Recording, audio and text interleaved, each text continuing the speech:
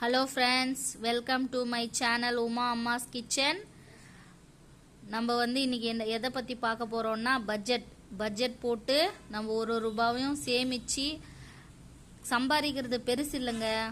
சம்பாதிக்கிறது யார் வேணாலும் எப்போ வேணாலும் எந்த வயசில் வேணாலும் சம்பாதிக்கலாம். ஆனால் நம்ம ஒரு விஷயத்தை நினச்சி அதை அச்சீவ் பண்ணுறதுக்கு சேமிப்புன்றது ரொம்ப ரொம்ப ரொம்ப அவசியம்.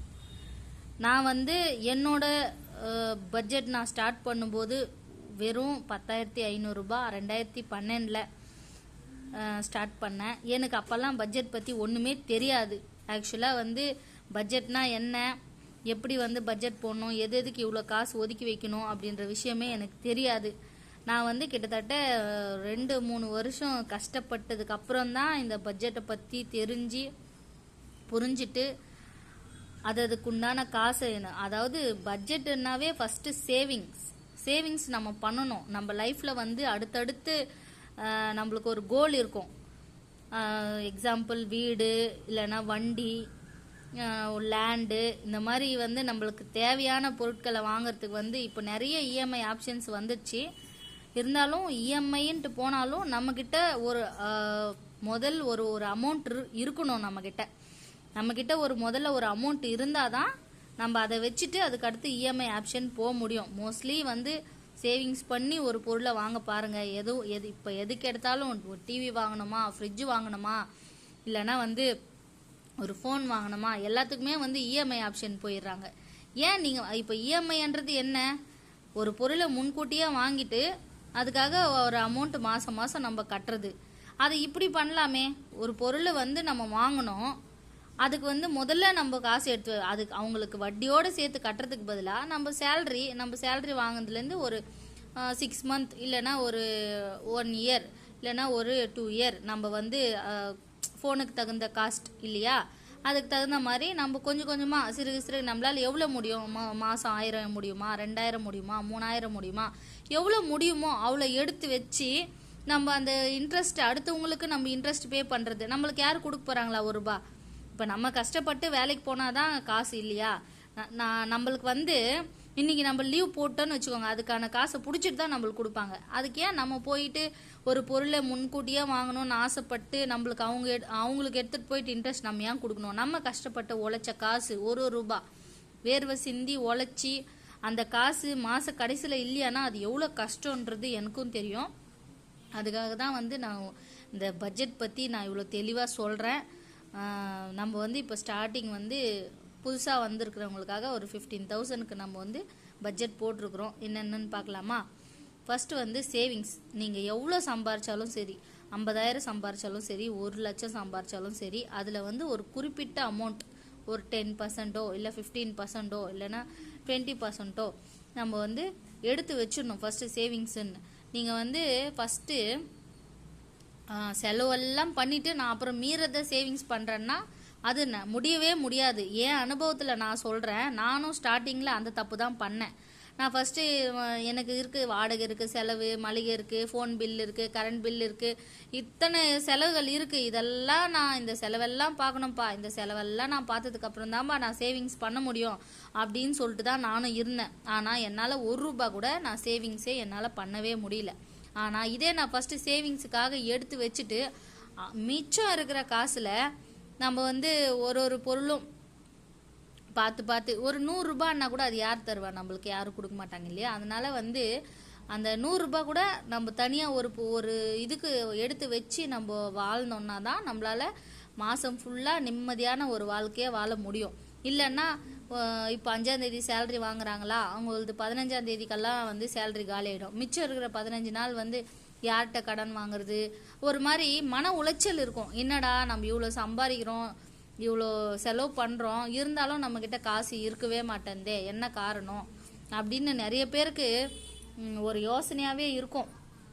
அந்த மாதிரி எனக்கும் இருந்திருக்கு. நானும் ஆனால் எனக்கு இப்போ நிறைய யூடியூப் சேனல்ஸ் இருக்குது இதை பற்றி சொல்கிறதுக்கு செய்யறதுக்கு எல்லாம் நல்லா தெளிவாக சொல்கிறதுக்கெல்லாம். ஆனால் அப்போல்லாம் 2012 நான் புதுசாக மேரேஜ் ஆகிட்டு சென்னைக்கு சென்னையில் எங்கள் வீட்டுக்கார் ஒர்க் பண்ணுறாரு. புதுசாக நாங்கள் கொடுத்துன்னு வரோன்னும் போது எங்களுக்கு எந்த விதமான ஒரு நாலேஜும் கிடையாது. இவ்வளோ சம்பாதிக்கிறாரு, இவ்வளோ எடுத்து வைக்கணும். இல்லை எந்த பெரியவங்களும் சரி, என் குடும்பத்தில் இருக்கிற என்னை பெற்றவங்களும் சரி, இல்லை அவரை பெற்றவங்களும் சரி, இப்படி எடுத்து வைக்கணும், இவ்வளோ பண்ணணும் அப்படின்ற விஷயம் யாருமே எனக்கு சொல்லி கொடுத்ததே கிடையாது. நானாக லேர்ன் பண்ணிக்கிட்டு நானாக வந்து நிறைய தப்புகள் செஞ்சுருக்கேன். பண விஷயத்தில் வந்து நிறைய தப்புகள் செஞ்சுருக்கேன். ஒரு நேரத்தில் வந்து ஆசைப்படுவேன், இந்த ஹோட்டலுக்கு போகணும், அங்கே போனோம், இங்கே போனோம், பார்க்குக்கு போகணும் அப்படின்னு ஆசைப்பட்டு நிறைய காசு வந்து செலவு பண்ணிவிட்டு அதுக்கப்புறம் மாதம் முழுக்க ஒரு 20 ரூபா கேன் வாட்டர் 20 ரூபா கொடுத்து வாங்கறதுக்கு கூட இல்லாத அங்கங்கே சில்லறை வந்து ஃபஸ்ட்டெல்லாம் நோட்டுங்களை எடுத்துன்னு போய் செலவு பண்ணிட்டு சில்லறைங்களை அங்கங்கே போட்டு வச்சுட்ருப்போம். அதெல்லாம் பொறுக்கி கொண்டு போய் தண்ணி கேன் வாங்கி கூட நாங்கள் வாழ்ந்துருக்குறோம். மாத கடைசியில் ரொம்ப கஷ்டப்பட்டுருக்குறோம், தண்ணி கேன் கூட வாங்க முடியாமல். அதனால் அந்த மாதிரி இருக்கிறவங்களுக்காக பிடிச்சிருந்தா ஃபாலோ பண்ணுங்கள், முடிஞ்சால் ஃபாலோ பண்ணுங்கள். கண்டிப்பாக முடியும். நம்மளால் முடியாதுன்றது இந்த உலகத்தில் ஒன்றுமே இல்லை இல்லையா? அதனால் நான் சேவிங்ஸுக்காக 3000 வந்து ஃபஸ்ட்டு ஒதுக்கியிருக்கேன். நெக்ஸ்ட்டு என்னன்னா மிச்சம் இருக்கிறது சேலரி. ஃபஸ்ட்டு வந்து அந்த 3000 வந்து சேவிங்ஸுக்கு எடுத்து வச்சுட்டு சேலரியே 12,000 அப்படின்னு நினச்சிட்டு நம்ம மனசு தாங்க எல்லாத்துக்குமே காரணம். நம்ம மனசு ஃபஸ்ட்டு அலைப்பாயவே விடக்கூடாது காசு விஷயத்தில். நான் சொல்கிறேன் பாருங்கள். இப்போ 15,000 எனக்கு 15,000 சேலரி வந்துச்சு, எனக்கு ஒரே ஹாப்பி, நான் 15,000 நான் செலவு பண்ண போகிறேன். எனக்கு யார்கிட்ட சொன்னாலும் ஏன் 15,000ன்னு சொல்கிறீங்க ஃபஸ்ட்டு சேலரி, யார்கிட்டயாச்சும் உங்கள் சேலரி எவ்வளோப்பா அப்படின்னா சேவிங்ஸ் யார்கிட்டயும் சொல்லாதீங்க. நான் இவ்வளோ சேவ் பண்ணுறேன்னு சொல்லிட்டு யார்கிட்டையுமே சொல்லாதீங்க. 12,000 வாங்குறேன், இன்னும் நம்மளுக்கு ஒன்றும் குறைஞ்சிரு போகிறதில்ல. இல்லை நம்மளுக்கு இல்லைன்னா அவங்க இன்னும் நம்மளுக்கு 1 ரூபா கொடுத்து கூட உதவி பண்ண போகிறதில்ல. காசுன்னு யார்கிட்டயாச்சும் போய் கேட்டு பாருங்களேன். நல்லா பேசிகிட்டு இருக்கிறவங்க கூட ஏதாச்சும் ஒரு காரணம் சொல்லிட்டு வேலைக்கு போக தான் பார்ப்பாங்களே தவிர திரும்ப காசு கேட்டான்ப்பா அவங்ககிட்ட நம்ம நல்லா பேசலாம் அப்படின்னு சொல்லிட்டு யோசிச்சு நல்லா பேச மாட்டாங்க.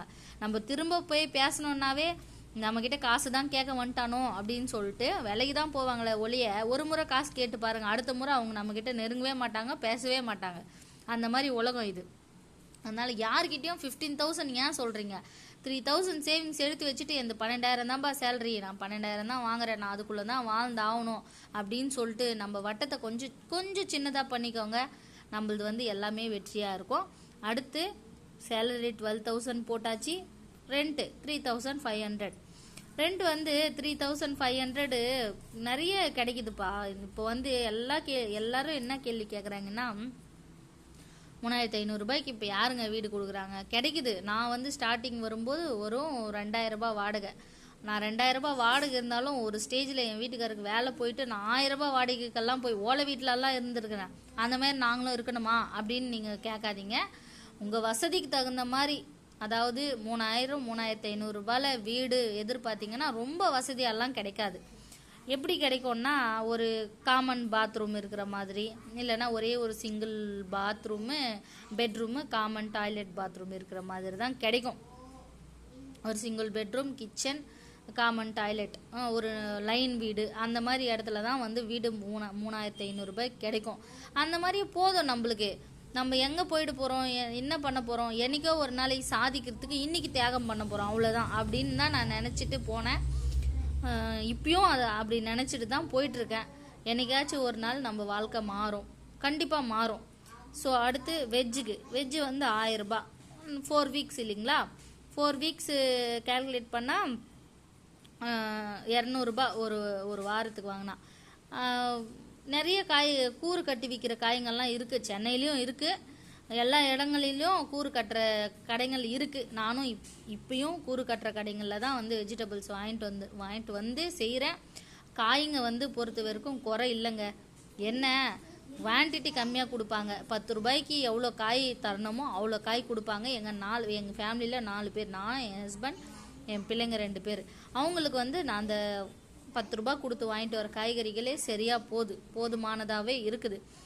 ஸோ ஒரு வாரத்துக்கு 200 ரூபாய். தக்காளி வெங்காயம் வாங்கிட்டு, பூண்டு மந்த்து ஸ்டார்டிங்கில் தக்காளி வெங்காயம் பூண்டு இதை வாங்கிக்கோங்க.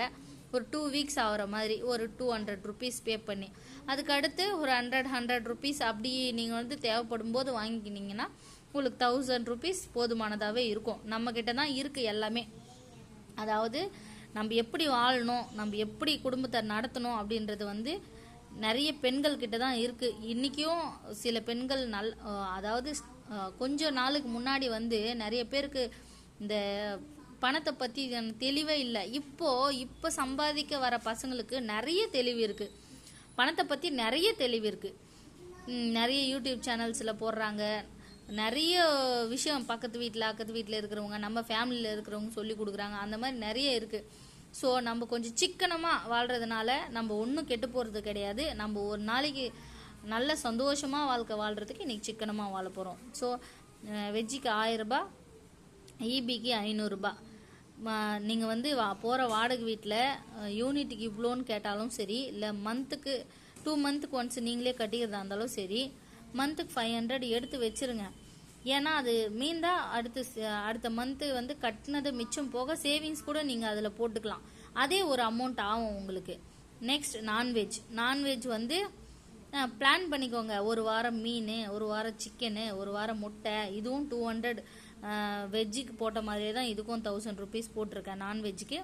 இது வந்து ஒரு 200 போட்டிங்கன்னா மந்த்து ஸ்டார்டிங்கில் ஒரு ஃபிஷ்ஷோ இல்லைனா மீன் இல்லைனா சிக்கனோ ஏதோ ஒன்று அப்படி பிளான் பண்ணி ஒரு வாரம் சிக்கன், ஒரு வாரம் மீன், ஒரு வாரம் முட்டை, இன்னொரு வாரம் மீன், அந்த மாதிரி வந்து நீங்கள் எடுத்துக்கிட்டிங்கன்னா நீங்கள் நான்வெஜ்ஜும் மந்த் ஃபுல்லாக சாப்பிட்லாம். ஒரு சிலர் என்ன பண்ணுவாங்க தெரியுமா, மந்த் ஸ்டார்டிங்கில் மட்டன் எடுப்பாங்க, அடுத்து மந்த்து செகண்ட் வீக்கில் வந்து சிக்கன் எடுப்பாங்க, நெக்ஸ்ட் வீக்கில் ஃபிஷ்ஷு, அடுத்த வீக்கு சுத்தமாக கையில் காசு இல்லாமல் போயிடும்.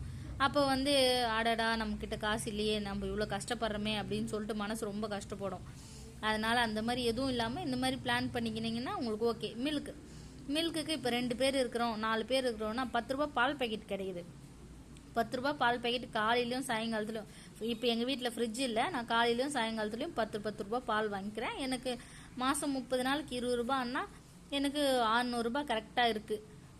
ஃப்ரூட்ஸ் வந்து இப்போ குழந்தைங்க இருந்தால் நம்ம வந்து என்ன தான் சிக்கனை பண்ணுறோன்னு சொல்லிட்டு குழந்தைங்கள தண்டிக்க முடியாது இல்லையா. அவங்களுக்கான ஹெல்த் இருக்குது.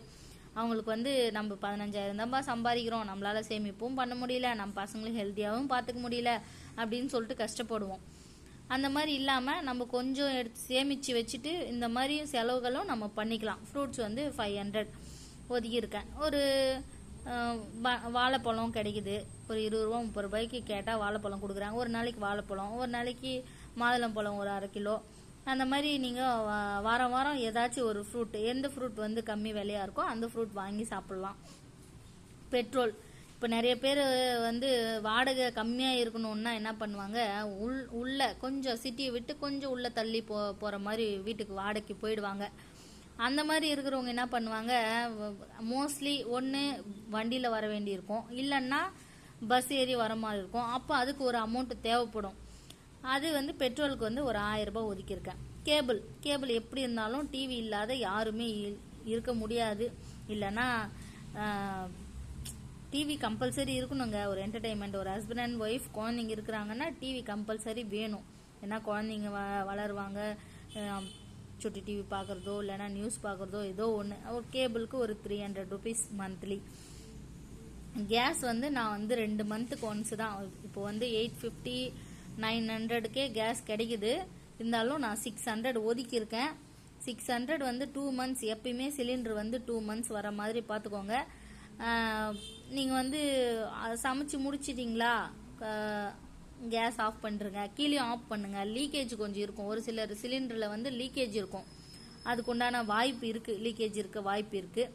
ஸோ லீக்கேஜ் எல்லாம் வந்து அவாய்ட் பண்ணுறது நம்ம சேஃப்டியும் கூட. லீக்கேஜ் ஆகிறது நம்ம ஆஃப் பண்ணி வச்சா நம்ம சேஃப்டியும் கூட. சப்போஸ் நம்ம எங்கேயோ ஒரு நாள் 2 நாள் நம்ம மூடிட்டு போயிட்டுருக்குறோம், வீட்டை ஒரு சொந்த ஊருக்கே போயிருக்கோம் அப்படின்னு சொல்லும்போது நம்ம கேஸ் வந்து சிலிண்டர் பழக்கம் இல்லைன்னா அதை ஆஃப் பண்ணாமே போயிடுவோம் மறந்துட்டு. அது லீக்கேஜ் இருந்தால் அது ரொம்ப டேஞ்சர். அதனால சமைச்சு முடிச்சிட்டிங்களா, கேஸ் ஆஃப் பண்ணிவிடுங்க. பால் காய்ச்சிட்டிங்களா, பக்கத்துலேயே நின்று காய்ச்சுங்க. வச்சுட்டு ரொம்ப நேரம் சிம்மில் தானே கொதிக்குது, எவ்வளோ சிலிண்டர் ஆகிட போகுது அப்படின்னு சொல்லிட்டு நீங்கள் இருந்தீங்கன்னா கண்டிப்பாக வந்து சிலிண்டர் வந்து 2 மாதம் வராது. எனக்கு கம்பல்சரி 2 மந்த்ஸ் வருது. நான் 2 மந்த்ஸ்க்கு ஒன்ஸ் தான் சிலிண்டர் ஃபில் பண்ணுறேன். 600 ருபீஸ் எடுத்து வச்சா 1200 வருது. 900 850 போக மிச்ச காசு இருக்குது. அதை நீங்கள் சேமிப்புலையும் போடலாம். இல்லை வேறு ஏதாச்சும் தேவைகள், ஒரு சில பொருள் ரொம்ப கஷ்டங்க, இவ்வளோ சேவ் பண்ணிட்டேன், இதுலேயும் வந்து நான் சேவ் பண்ணணுமா அப்படின்னு ஒரு கேள்வி கேட்டிங்கன்னா, உங்களுக்கு வேறு ஏதாச்சும் தேவைன்னா அதுலேயும் நீங்கள் இந்த காசு ஜஸ்ட் 100 ரூபாய் 200 ரூபாய் 300 ரூபான்னு நினைக்காதீங்க. அதுக்கும் வந்து ஒரு சில பொருட்கள் கிடைக்குது. அந்த 100 ரூபாய் 200 ரூபாய் 300 ரூபாய் கூட ஒரு சில நேரத்தில் நம்மக்கிட்ட இல்லாமல் திடீர்னு நம்ம வெளியே போவோம், நம்ம குழந்தைக்கு ஒரு ஐஸ்கிரீம் வேணும்னா கூட வாங்கி கொடுக்க முடியாத சூழ்நிலையெல்லாம் கூட இருக்குது. இப்போ வந்து ஏங்க எல்லாம் போட்டிங்க, கிராசரி மட்டும் ஏன் லாஸ்ட்டாக போட்டிருக்கிறீங்க அப்படின்னு கேட்டிங்கன்னா, இதுதாங்க பெரிய அமௌண்ட்டு. நம்ம குடும்பத்திலே இதெல்லாம் கூட சில்லற செலவு தான். இதுதான் நம்ம குடும்பத்தில் நிறைய செலவாகிறது. நான் வந்து கிராசரி 3000 ரூபாய் போட்டிருக்கேன். இதில் அரிசி எங்கெங்க போகிறது, பருப்பு பருப்புக்கு மளிகை சாமான் மட்டும் போட்டிருக்கிறீங்க என்னைக்கு, அரிசி எங்கெங்க போகிறதுனா இந்த 3000 ரூபாயில் ஒரு 1200க்கு நல்ல அரிசி கிடைக்குது. நானும் 1200க்கு தான் அரிசி எடுத்துகிட்டு வரேன். ரொம்ப எதிர்பார்க்காம, ரொம்ப அப்படியே மெலிசா இருக்கணும் அப்படி இப்படின்னு எதிர்பார்க்காம சாப்பிட்ற மாதிரி நல்லாவே இருக்குது. 1200க்கு 1200 போயிடுச்சுன்னா மிச்சம் 1800ல் நம்ம தாராளமாக மளிகை வாங்கிக்கலாம், கிடைக்குது. நிறைய வாங்கி வேஸ்ட் பண்ணுறதை விட கொஞ்சம் கொஞ்சமாக, அதாவது இப்போ மிளகு சீரகம்னா ஒரு 50 கிராமு, பருப்புங்க இப்போ முக்கியமாக துவரம்பருப்பு பாசிப்பருப்பு இதெல்லாம் ஒரு 6 கிலோ. ஏன்னா மந்த் ஃபுல்லாக நம்ம வந்து யூஸ் பண்ணுவோம், பொங்கல் சாம்பார் அந்த மாதிரி நிறைய யூஸ் பண்ணுவோம். அதனால வந்து அந்த பருப்புங்கள்லாம் ஒரு 1/2 கிலோவும், இப்போ கடலைப்பருப்பு ஒரு 1/2 கிலோ, இந்த பருப்புங்கள்லாம் 1/2 கிலோ வாங்கிக்கணும். அடுத்து மூக்கடலை, பெரிய கொண்டக்கடலை, பச்சைப்பயிறு, ராஜ்மா இந்த மாதிரி பொருளுங்கள்லாம் வந்து, அதாவது என்ன இல்லை நான் ஸ்நாக்ஸுக்கு ஒதுக்கலை. ஸ்நாக்ஸ் வந்து ஹெல்த்தியாக நம்ம வீட்டில் வேர்க்கடலை இதெல்லாம் வாங்கி வச்சு வேர்க்கடலை லட்டு, கடலைப்பருப்பு வச்சு சுசியம் அந்த மாதிரி ஏதாச்சும் ஒன்று நம்ம வீட்டில் நம்ம செஞ்சு கொடுக்கலாம். நான் கிராசரி வந்து என்னென்ன வீட்டுக்கு தேவைப்படும் அப்படின்ட்டு ஒரு வீடியோ போடுறேங்க, கிராசரி லிஸ்ட்டு. எனக்கு என் வீட்டுக்கு தேவையான கிராசரி லிஸ்ட்டே நான் ஒரு நாளைக்கு நான் வீடியோவோ போடுறேன். முன்னாடியே வந்து செப்டம்பர் மந்த்துக்கான கிராசரி என்னென்ன வாங்கியிருக்கேன்னு சொல்லிட்டு ஒரு வீடியோ போட்டிருக்கேன்.